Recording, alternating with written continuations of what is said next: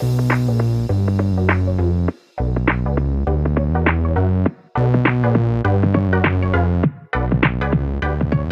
welcome everybody to another episode of Chris and Dave's Reality TV Cast. I am one of your hosts, Chris, and my co-host and very good friend is Dave.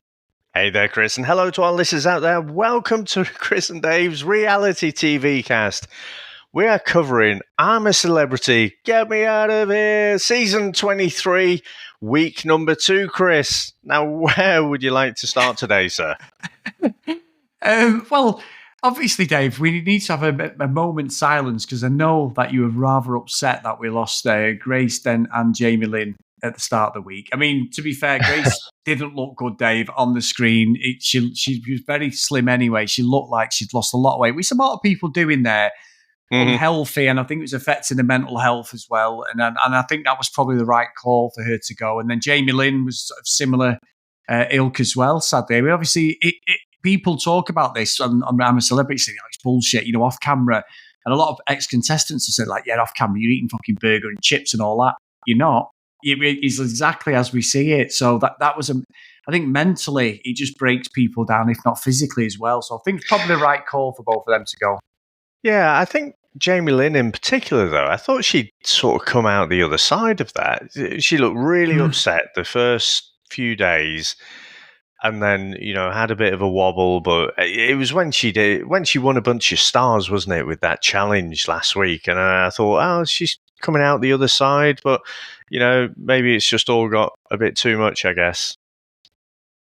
Yeah, I think so. I mean, I agree with you. I thought there was a point there at the start where she was a bit annoying. You were like, oh, fucking hell, get over yourself. How many Britney fucking stories are you going to milk, live off for the rest of your fucking days in it? But she did, when she did that challenge and she was hanging over the edge and she climbed up and everything, then she jumped off, then she got a bit of respect because she got all 10, didn't she, at the time? So, and then she didn't seem that bad. She seemed to get on with Tony as well. She was fascinated with the boxing and everything. But yeah, look, I'm not exactly missed them, Dave, as characters in the jungle. I think between them two and Frankie Dettori, Frankie Dettori doesn't even speak from what we can see. They never even feature him. And on Big Brother and everything, stuff like that in the past, he's got a really infectious personality. He's a bit like Gino D'Acampo, but he's just not come across in this at all to me. He's been very, very subdued. Yeah, he's not appeared much at all, has he? And it's funny you say, obviously, Jamie Lynn took a bit of a shine to Tony, seemed to strike up a bit of a bond there. Not nearly as much, I would have to say, though, as Sam. I have to say, one of these interesting side stories to this week, I think, for me, has been how much Sam is just running around like this little excited puppy. And honestly, Tony Bellew comes across like a right miserable fucker, but I sort of see myself in him. You could see he's just getting more and more wound up by him. And my favourite bit of this week was probably that challenge that they did together. And you can see Sam's like, oh, we got it. He's all excited. And yeah, Tony's face was like thunder, mate. What do you reckon to those two, Chris? Well, the thing is, Dave, with the way Sam is, and we talked about like the ADHD documentary, which I recommend watching. It's actually on YouTube now. It's a Channel 4 documentary. Put it in Sam Thompson dealing with ADHD or living with ADHD. It's really good, really, really good. We watched it just before he came in, and I've seen him on Chelsea in the past. Not really been a massive fan of Chelsea, just saw little bits. But then I've seen him on other reality shows, and he has got the dynamic he's got with Tony. He's got this with Pete Wicks, who's an absolute fucking bellend off Towie, Dave. He's got like proper 1970s fucking long flowing porn star haircut. Good looking guy. He's got blonde, the blue eyes, but he fucking loves the smell of his own farts. He's an absolute tosser, Dave. And he and Sam have got this relationship where I think it was on Survivor or the SAS. It might have been the SAS one that Sam done, but he does the same skit, basically. Sam's very good at bringing out that miserable side, but then plays off it. And they've got a podcast together. They've had a TV show together. They do a lot of YouTube stuff together. And it's the same thing. It's that, obviously like me and you, Dave, there's no straight man, is there? We're not like, as David Brent was saying, there's no Deadwood. There's two comedians here. You know what I mean? There's no one playing like the Ernie Wise role. We're both Eric Morecambe. But he what he's doing is not unusual to what I've seen, but I think it's genuine, and I love the fact. And Tony really, really likes him. He's playing up to like the thing he's playing on it. But I can see, Dave, genuinely, there is already TV producers out there going, we've got these for an ITV2 show, and they'll put them in scenarios. And even if it's a one-shot, 6-episode show, these will get something off the back of this, definitely. Same style as what he's got with Pete Wicks. I think Tony Bellew is going to be in for a bit of an elevation, Dave, on his stock, whether we like it or not. But Sam Thompson is reality TV royalty. He knows how to play the game, but he's got such an infectious Labrador-like personality. You can't do anything but root for him. I think he's great to watch. He's a really, really nice lad. Yeah, and I will watch that documentary, actually. I didn't realise it was still up there. So I'm genuinely interested.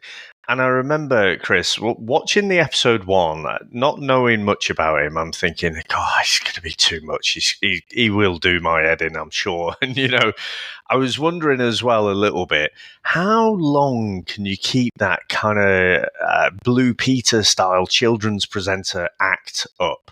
Like, I guess deep down, I felt like it was a bit of an act, this is your showbiz self. It's an exaggerated part of yourself.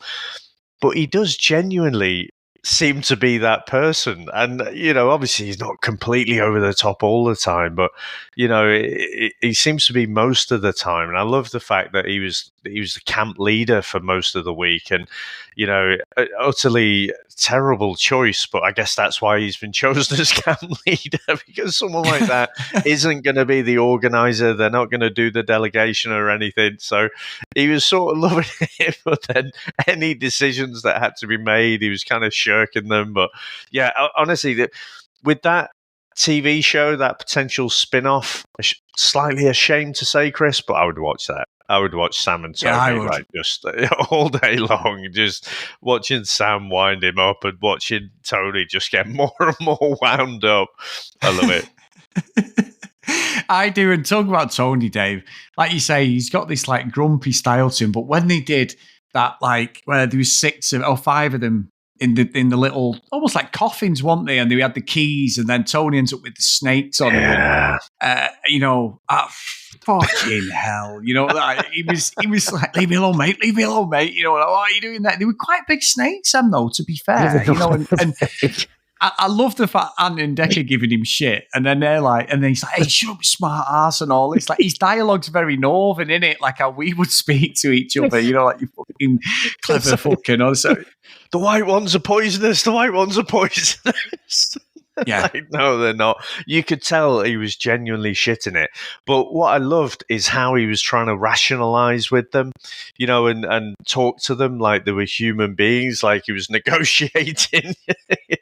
I don't know if it's just a coping strategy for being down there, but he did all right in the end, didn't he? For considering like he was obviously not happy, he did actually stick it out and got some stars there. But, Nella had ducked out, hadn't she? She'd had enough with all I think she had the cockroaches, didn't she? I tell you who's impressed me, Tony from Hollyoaks. Oh, what's his actual name? Nick, yeah. But he seems quite good at the challenges, and he did well there, but he also did well earlier in the week, didn't he, when he had to do the sort of diving one where he came out with 5 stars, luckily, but Farage got none. He seemed to only last 2 seconds under the water.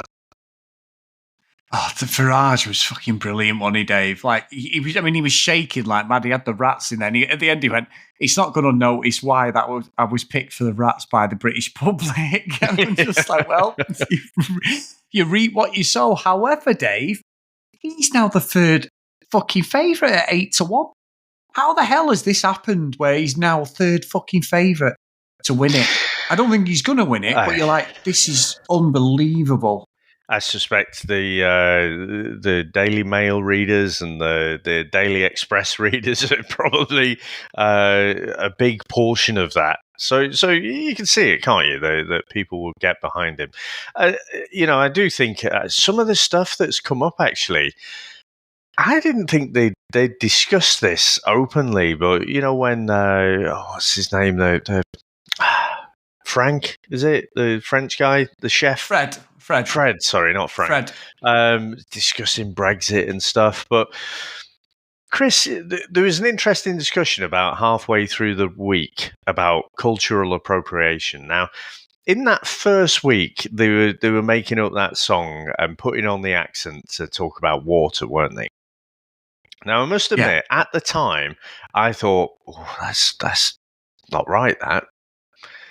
And so Farage calls it out, and then he says, well, I don't know what the rules are. Is that not wrong because it's like putting on an accent? And everyone's sort of going on there. Like, no, of course, it's just a song, innit? But Chris, I have to open up and say, well, if that's not wrong, then I'm a bit confused about exactly what the best practice is right now. So I just feel like it's better to just avoid the whole thing. I mean, Farage did, like, he sort of had half a point, I feel like, in that moment. But then, the half a point got booted into touch when he starts talking about dressing up like a Mexican, So I just found that quite interesting, genuinely curious to understand. But it does seem to me like not everyone is playing by the same rules. No, they're not. And I'd say it's a very good segue this, Dave. It's almost like we practice this, and we haven't. But the segue next one is by playing by the rules or not. No, we never do. Or not playing by the rules. What did you think of the whole Nella now is the queen, but she then boots Fred off from food duties, who has been producing some absolute, like, amazing meals and cooking things correctly. I've got a little counter to that, but obviously it was purely a spiteful thing of, well, you washing the pots. So Nella and Danielle thought it was hilarious. You and Nigel can wash all the pots, or you're moaning about how dirty everything is. So I just think for me, it's Nella being childish again. But then I also thought Fred didn't take it in the spirit of the camp. If it was me, I'd have gone, right, fuck it, I'm not helping. But he really took it personally, didn't he? And it's like, you won't see these people after next week, Fred, pretty much. Don't worry about it. I know when you're in that vortex of the show, it's difficult because you're there 24/7. But it's like, I think he took it a bit too personal. However, it was Nella just doing what Nella does, I think, at times.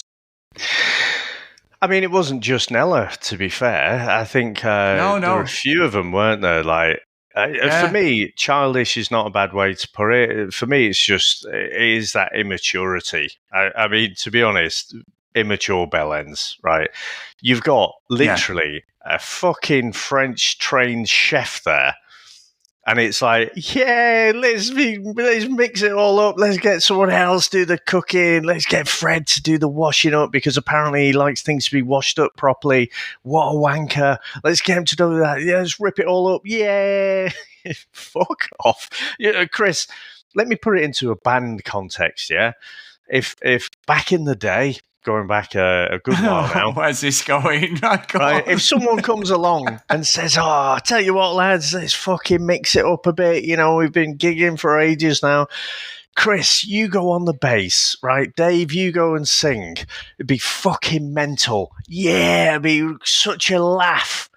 And then we play this gig with you fucking, I want to say, slapping away the bass, just hammering away at the bass. And me, like, trying to fucking sing, it would sound horrendous. So it doesn't. When you're fucking hungry anyway, right? You're not just doing something for a laugh, and there are no repercussions. I just think it's a fucking stupid thing to do, petulant, and the fact it's more of an age sort of not gap, but just the difference, isn't it, between it's actually, you do have to clean up your own shit because we've seen it. The rats come into the fucking camp, so clean up the shit, and then the rats, have got nothing to. They're not trying to get at the food. Clean it up so we don't get fucking sick. You have to sort of take these sort of things seriously, don't you? And that's what, they just think it's all a big fucking laugh. So, yeah, I thought it was really, I mean, obviously I'm not in there, I can eat my crisps, have a glass of wine while I'm watching an episode. It's not me starving. But if I was in there, I'd be as grumpy as Fred, to be honest. Yeah, and I think you're right, actually. I think like when and what I get on me is like Danielle, I think like she's been quite a good campmate. She seems quite like upbeat and that, but she was like laughing and Josie made food and Josie was laughing at. I think Josie's really nice. She's come across well. She's got a weird calculator fetish day. She collects them, and every time they went to Danielle, it was like Josie's food was the greatest ever. And she's like, I'm not telling Fred. I'm not saying that it is. Like Fred's food could be bland. We're not in there. Bullshit. Yeah, exactly. And it's just like, that's just like spiteful. And it's like, come on, you don't need to do that. But I think also when you do that, what I did like was they were saying about him being a bit controlling and all that. And you do see it, Dave. I'm not letting Fred off completely. Like his whole personality's changed. But it's when he's coming over and they had the eel and they were like, right. So she says, what are we going to do with this? She goes, well, you could boil it, but I wouldn't do that. I'm just like, what?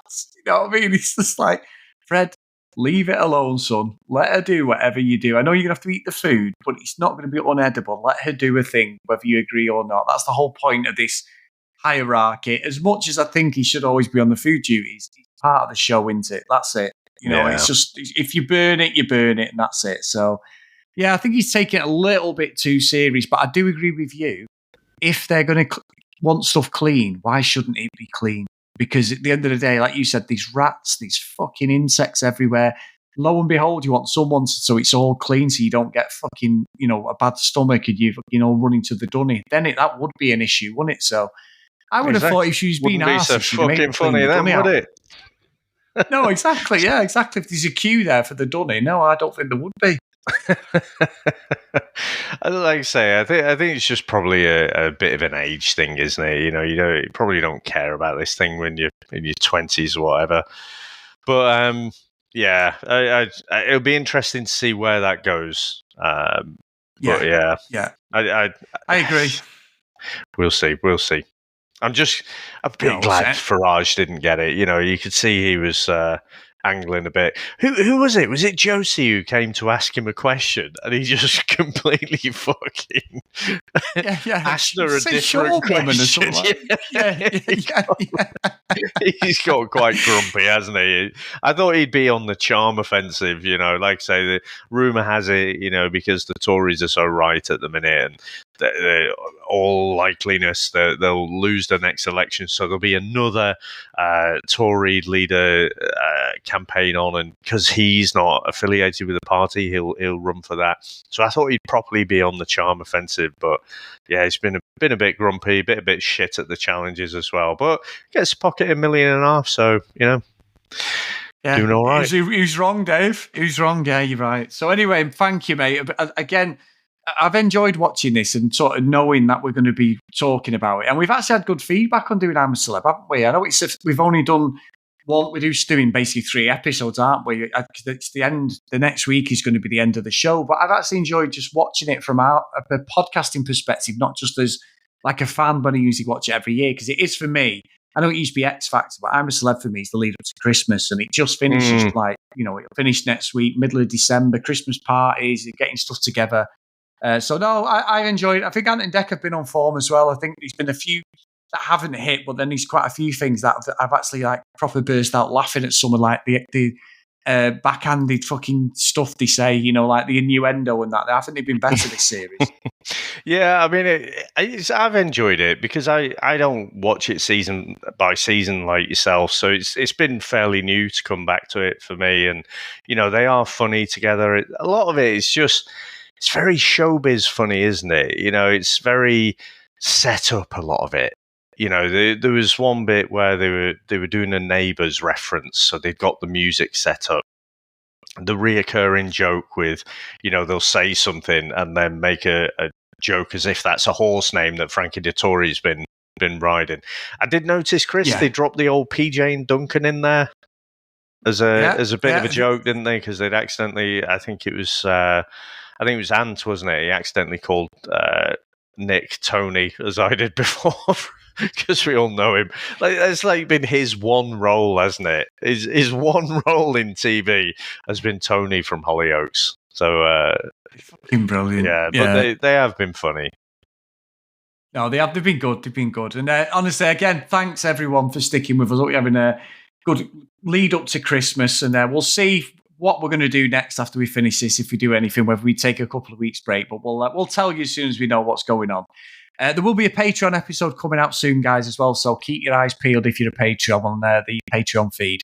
So, as always, if you want to email us, Chris and Days Reality, no, it's not Chris and Days, it's cdrealitycast@gmail.com. It's not like we've done hundreds of podcasts, I don't know that, Dave. Follow us on social media @cdrealitycast. Please go to Facebook, Chris and Days Reality TV Cast. Massive thank you to Charlene, as always, for moderating and looking after that page. We really appreciate it. The chat channel, as always, has been great this week, and I'm a Celeb.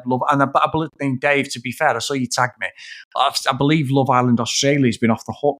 And we haven't really watched any of it properly, have we? So do you want me to spoil it? That cliffhanger at the end of week 1 where I said you've got to watch it so I can watch the next one, and that was several weeks ago now. So do you want me to spoil it? Yeah, go on. Go on. Right. So skip past if you don't want to know what happens at the end of week 1 in Love Island Australia. So basically, they'd had Bronte's sister in there from maths. And she wasn't doing that well. And the way that went as well, where she was basically manipulated by this bloke, and this other bloke who didn't want to get chucked out was saying, it's a bit weird, isn't it? Suddenly he's interested in you. It's like, no one can manipulate me. And it was very clear she was being manipulated. And then the bombshell who was going to come in next was the girlfriend. She was the other woman of Harrison, before he went into maths to get married to Bronte. So she was the one who was going to go into the villa. So I need to watch the next episode. I've been waiting for you. But I'm just going to go ahead and watch it now. I wanted you to get to that moment, but yeah, there are only so many hours in the day, to be fair. Fair enough. You know what I'm like, Dave. I'm such a bellend. But anyway, let's just... You have done that... You've talked on the radio, haven't you, about that Surviving Paradise? So I'll try and get that one watched, and we'll release that as a Patreon episode. So just a combination of a couple of different things there. So looking forward to that one as well. It's a good one, and that's on Netflix. That's basically a cross between Love Island and I'm a Celeb, and an absolute rip-off. But yeah, these people listening who've already watched it, but I was quite impressed with the first episode. So I want to know what you think of that one, Dave. So yeah, good stuff. So the roll call of honour, and for today, a big thank you to Katja Sims, Andrea, Nick, Danielle, Caroline, Kim, Amanda, Larissa, Helen, Nicola, Emma, Fiona, Cassie, Megan, Maggie, Zoe, Gillian, Keith, Helen, Chloe, Noreen, Joanna, Libby, Katie, Dee Dee, Susan, Hennessy, Lauren, Lucky Rudy Green, and Kate Stassis. Thank you so much, guys, for your support, and we really, really appreciate it. Awesome stuff, sir. So, like I say, been a quick series, this one. Really enjoying it. Looking forward to getting into the last week. So thank you very much, sir. Thanks to all our listeners out there. Thanks to all our supporters. And we'll speak to you next time. Bye.